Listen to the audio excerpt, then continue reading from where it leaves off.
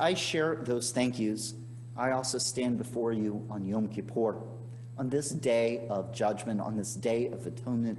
We are supposed to be at the end of this process of tshuva, of really turning, of reflecting, of apology. And I offer to you a challenge. I offer to you words that I say them to you, but it's also a challenge for me. And maybe it's just a challenge for me, I don't know. I start with a basic prayer. And as we have been preparing, Cantor has been singing it, and I've watched her video, and I've heard the recording, and I've been hearing her sing it. It's a song that is part of the vidui, Sh'ma Koleinu. God, hear our voice. Every year, in the midst of this day of atonement, we say, Sh'ma Koleinu, God, hear us. Hear us when we say we are sorry. God, hear us when we say we want to change. God, listen to us as we speak. We are serious and speak with full intent. Tonight, when I say Sh'ma Koleinu, there is a different kavanah, intention, because there's another way we Sh'ma Koleinu, that we call and ask for people to hear our voice tonight. I call out and acknowledge a voice that I have heard from a lot of you. There is, in the midst of all of the tensions in our world, with the pandemic and racial tension and political tension and in climate change and all of the stuff that we keep witnessing in this world, it is not hard to say that anti-Semitism feels very bad, feels very raw, feels very close to us in this year. Sh'ma Koleinu, we keep calling out. There is anti-Semitism in the world, and it worries our community. Pittsburgh, Conway, Monroe, New York, with the attack at Hanukkah, a shooting at a kosher market in New Jersey. On and on with that list. There are cemeteries that are desecrated. There is vandalism. There was a Chabad house at the University of Delaware that was burned down just a few weeks ago. And look at the security that when we do meet in person, even if it's a few children for a religious school, we have to have armed security outside our synagogue because we are not sure with all of this hatred in the world. And it's not just those big events, it's little stuff all over the place. This morning I woke up and there was an article about how Jewish young people who are using TikTok are having to deal with incredible amounts of anti-Semitism. Every time they post, whether they're posting about their Jewish identity or not, they are getting Holocaust references, anti-Israel references, anti-Semitic references. It's all over social media. It's all over YouTube. We know it's not, and it's not just social media, and we know it's not just those big events. Florida State University has just been reeling with this as they've had a whole balagan, craziness with their student senate, where somebody who has ties to the Palestinian world came forward as the president of student senate, and they had huge battles trying to say, no, we can't talk about Israel and Jews like this from our student government, or it is painful and it is destructive. It's real and it's out there. And we keep saying, Sh'ma Koleinu, hear our voice. I'm not sure that the folks, the non-Jewish community out there, it worries me that they don't hear it, that they don't know our history, that they don't know our experience, they don't know that we feel threatened. Sh'ma Koleinu, hear us. We keep saying it. Listen, anti-Semitism is real. Hear us. Don't abandon us, and don't dismiss our plea. It is something that is close to my lips and very much in my heart on this Yom Kippur, calling out with that plea of Sh'ma Koleinu. But as I call out, as I voice my fears, my concerns, our fears, our concerns about the senseless hatred directed towards our people and our community, I was listening to another story on the Moth, and a particular phrase caught my attention. A young man named Damon Young, and he was talking about growing up black in our country. And he was at a supermarket, and the cashier talking to his mother and grandmother used the N-word, and they went out and they got his father, and his father came back with a baseball bat, as he relates the story, and scared that clerk, and there was a whole hullabaloo, and the police were called, and the police let them out, and they couldn't believe it. And Damon Young goes through his life over and over again, hearing people, his family and his friends, somebody uses the N-word or uses a racial slur, and they got to stand up to that injustice. And there he was, as he relates the story, looking for his chance that somebody would say something to him, and he would be able to stand up and say, I am proud that I am black, I am proud that I'm American, I am proud that I'm human, and don't talk to me like that. And the one chance he got was a guy in the car rolled down his window and said it to him and sped off before he could say anything. And there he was like, I just lost. And this is the phrase that caught my attention. He said, I just lost my black bar mitzvah. It was so strange. I was listening to it, and we could just dismiss it, oh, talking about bar mitzvah, don't appropriate something that's ours. But I really thought about what he was saying. He was saying the experience of coming of age for someone of color is having to stand up for against racial attack, racial enmity. And in that moment, he had a coming of age. He says that his identity, he didn't want his identity to rest on how white people treated him. His hope for the world, he hoped for a world where it doesn't happen, but he was going to stop trying to blow it out of proportion. He said he was going to stop letting the nastiness and hatred of others drive him. And so I just thought about that was his experience. And in this day and in this age, in this time, as I recount about the anti-Semitism we face and we feel in my sermon, Sh'ma Koleinu, hear us, because we are carrying this around, this unease, this fear. It's also pervasive among the African American community and people of color. We've watched it. It's been front and center all summer. George Floyd, Ahmaud Arbery, Breonna Taylor.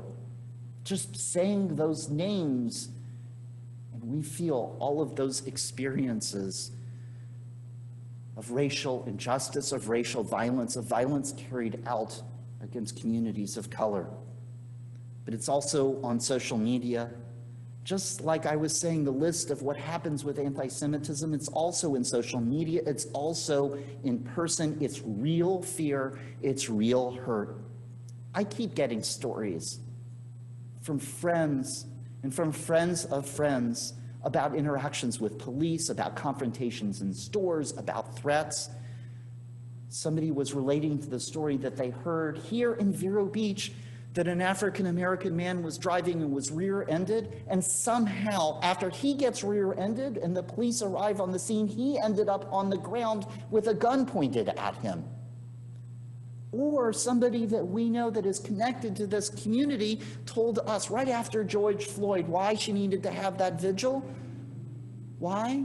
Because her husband, she was so worried about what might happen to her husband every year. All over and over again, she reaches out to the sheriff and makes sure the sheriff and the deputies know who her husband is so that there isn't a problem. Story after story, incident after incident. And no, it's not universal, but it is pervasive. It is around. And I go back to my story about that comment about the black bar mitzvah. Because what really cemented it for me was not just the storyteller shifting his life script, but it was what the producer, herself African American, what she said afterwards was my real wake up for this Yom Kippur. She said, what does it say about our country, about us as a country, that an intelligent young man places value in the definition of his identity on this word, on the N-word? I look at it as one of the many complicated pieces of conversations that Americans need to be having in order to grow and move forward. She talks about, and she says that conversation about that N-word and the acts of violence that so often go with it. She relates that she sat in a primarily white audience, and she could sense as she was watching him tell that story that people were not sure how to react. She said there was some awkward laughter, there were people shifting in their seats. And this is where it caught that sense of Sh'ma Koleinu. We want people to hear us when we are afraid, when we are scared, when we are worried about what is going to happen because of anti-Semitism in the world. And she said this. She said, I wish there was in that crowd, there could have been more people who could relate to Damon's story and lifted him up and made him feel seen. She said she was grateful for the host that night because he was there to be able to give him loving and supportive landing that the story deserved. Think about it. Feeling heard, being in an awkward setting, a place where you don't quite fit in, where your experience is not shared. Asking that question, will the other people who don't experience this, will they get it? Will they have, and I use the Hebrew, chen, chesed, and rachamim, will they, when they hear it, when they hear the fear, when they hear the concern, when they hear the brokenness and the pain, will they have grace and kindness and compassion? This is the big part of it, that we can't just hear this and sympathize, but we have to hear and act to change how we move through the world so that others don't have to feel this way. That is the very work of Yom Kippur. And I say that, and I talk about this young man and his experience of racial hatred, but I will also say that it is not just about race. It is not just about skin color. Xenophobic racism is in so many other places, in microaggressions and macroaggressions. I know I've seen it. I've witnessed it. We've seen racism. I've seen sexism. I've had conversations in the last 3 days here and with colleagues about sexism, and people attacking and degrading and demeaning someone for the color of their skin, for their gender, for who they love, whether it's out of fear or for power or jealousy or God knows what else. We say, Sh'ma Koleinu, God, hear us this year. We feel so at risk, not just because of our own sin and wrongdoing, but because there is real danger. There is real anti-Semitism, hatred of Jews and Judaism in our world. Yet I add to that on this Yom Kippur, not just Sh'ma Koleinu, God hear us, but I offer to us that we have to say, Sh'ma Yisrael. Israel, are you listening? And I ask it with full heart, and I ask it with full head to you and to myself. Sh'ma Yisrael. Are we really listening to the people and to the world around us? Are we, are you, am I acting like all humanity? Sh'ma Yisrael, Adonai Eloheinu, Adonai Echad. Are we acting as if all humanity is one people? That we're all descended from one human being. We're told that one God created the world, one human being, to let us know that we're all descended from one place, from one person. Are we acting like every human being that we cross paths with is made in the same image of God? It is a real challenge that must be faced in our time. It is for real dialogue and real outreach work for our time. I give all of these examples, I cite these stories, and yet as I look out to you, I will freely admit, I don't think all of us, or even any of us personally, are necessarily racist or sexist or anti-anything. But as part of our vidui, when we make confessions on this night of Yom Kippur, we say, Shechatanu lifanecha and ashamnu. They end in nu, which means our. We acknowledge the sins of our world and acknowledge the sins of our community and acknowledge the sins for ourselves collectively, because we know that if it's not us personally, then it's not too many degrees of separation until that problem is out there and needs our attention. On this Yom Kippur, I hear that story of that man saying that being called the N-word and having to stand up to racial aggression is his black bar mitzvah. And I hear that kind of story over and over again. I hear it from friends in the African American community. I hear it reading stories. I see it in news reports. We say, we'll read it tomorrow afternoon. We are not supposed to stand in our neighbor's blood. We are not supposed to turn a deaf ear. We are not supposed to put our head in the sand or say that it's someone else's problem or, oh, it's just blown out of proportion. We have to, on this Yom Kippur, ask ourselves, I ask myself, am I doing enough reflecting, listening, understanding? In this year, on this Yom Kippur, I reach out not just with a Sh'ma Koleinu, but I tie it to Sh'ma Yisrael. Are we really listening to the people and the world around us? Are we acting like all humanity is one people, like we're all from one person, like we're all made in the image of one God? If I want to be heard, I have to listen. God, hear me as I call out, as I seek my best self and try to fill this world with shalom. And God, give me strength and courage and focus.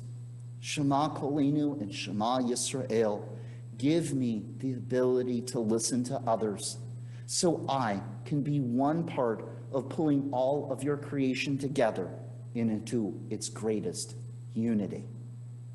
Ken Yiratzon, be that God's will for this Yom Kippur.